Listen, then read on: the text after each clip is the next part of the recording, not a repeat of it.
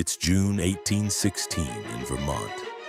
The corn should be knee-high. Instead, the farmer is standing in a field that froze solid in the night, in the middle of summer. It has snowed in June. It will frost again in July and again in August. Birds are dropping dead in the cold. Sheep are freezing in the fields.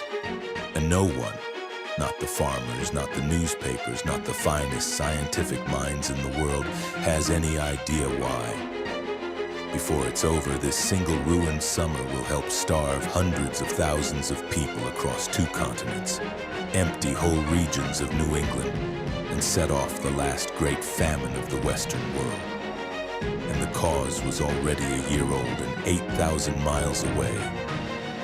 A mountain most of these people had never heard of, that had quietly changed the color of the sky. To understand the frozen summer, we have to go back 1 year and to the other side of the planet.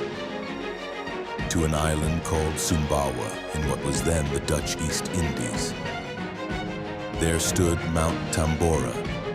In April 1815 it erupted, and it did not erupt like an ordinary volcano.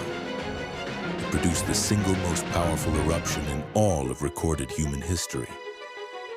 The explosions were heard more than 1,000 miles away, so loud that garrisons mistook them for cannon fire and marched out to repel an attack that wasn't there.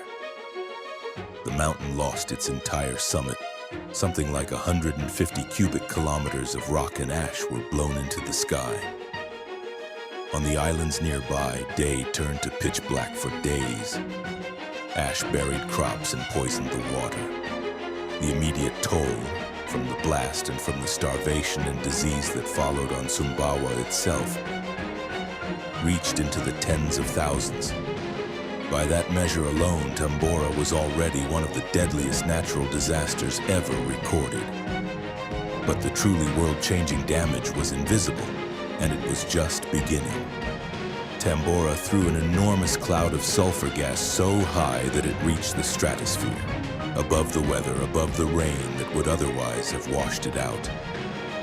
Up there, the sulfur turned into a fine haze of droplets. And that haze did something simple and catastrophic. It reflected a fraction of the sun's light back into space before it could ever reach the ground. Over the following months, high-altitude winds smeared that veil around the entire Earth. A dimmer switch had been turned down on the whole planet, and almost no one alive understood that it had happened. So we arrive at 1816. The veil is in place. And around the northern hemisphere, the weather simply stops behaving. In New England, they would later call it 1800 and froze to death. Snow fell in June. Frost struck in every single summer month, killing the crops each time they tried to recover. Farmers replanted and lost the replanting. Food ran short, prices climbed, and thousands of families gave up on New England entirely and pushed west, looking for ground that would still grow food, one of the largest migrations the young country had yet seen.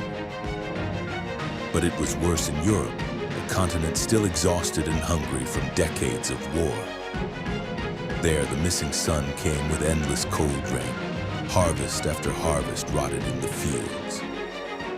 Grain prices doubled, tripled, in some places rose higher than at any point in the century.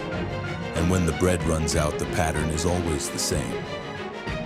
There were food riots across the continent. Granaries looted, bakeries stormed, warehouses burned. Governments called out troops to guard the grain from their own starving people. This was the worst famine of 19th century Europe, and it was caused by a mountain most of its victims had never heard of. Then came the thing that always follows famine: disease. Weakened, displaced, crowded together in search of food, people became the perfect kindling for epidemics. A wave of typhus swept through Ireland and beyond, killing many more than the hunger alone ever could. The catastrophe compounded, cold into famine, famine into plague. And the strangest part, the part that makes this a quiet catastrophe, is that to the people living it, there was no disaster to point at. No eruption in their sky, no wave, no fire, no army, just a summer that refused to come, a harvest that refused to grow, and a slow, grinding hunger with no visible enemy at all. So what did they think was happening? They reached, as people do, for the causes they could see. Some blamed unusual sunspots, visible that year even to the naked eye, a sign, they thought, that the sun itself was failing. Others blamed God or lightning rods or simple bad luck. What almost no one blamed was a volcano, because the volcano had erupted a year earlier in a place they'd never think to connect to their own frozen fields. The connection, the idea that a single eruption could reach across the planet and steal a summer a year later, took more than a century to prove. It was scientists in the 20th century studying how volcanic haze cools the climate, who finally closed the loop between Tambora and 1816. And the evidence was written in ice. Deep in the glaciers of Greenland and Antarctica, each year lays down a layer of snow, and trapped in the layer for 1815 is a spike of volcanic sulfur, the chemical fingerprint of Tambora, frozen in place for 2 centuries. The mountain signed the crime and the ice kept the confession. There's one more thing that cold, dark summer produced, and you already know it, even if you didn't know where it came from. On the shore of Lake Geneva, a group of riders were trapped indoors by the endless Tambora rain, day after gloomy day. To pass the time, they challenged each other to invent ghost stories. One of them was a teenager named Mary Shelley. The story she wrote in that sunless summer became Frankenstein. The most famous monster in literature was born from a volcano's shadow. It's tempting to file 1816 away as a freak year, a historical curiosity. I'd resist that, because the reason it did so much damage isn't that it was violent, it's that it was invisible, a catastrophe with no face, arriving slowly, disguised as ordinary bad weather, blamed on everything except the thing that actually caused it. That's the uncomfortable part. Tambora wasn't a one-time event locked in the past.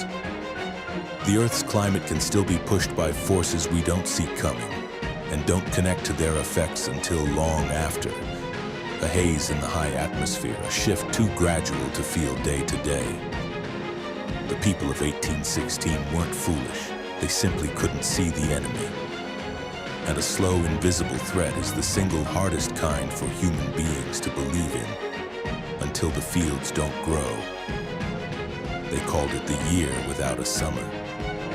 What it really was the first time the modern world learned, without understanding it, that a mountain on the far side of the earth could reach into your kitchen and take the food off your table.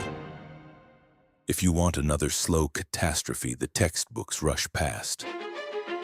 Next time, the decade a nation turned its own soil into a weapon, and the sky itself came alive with dust.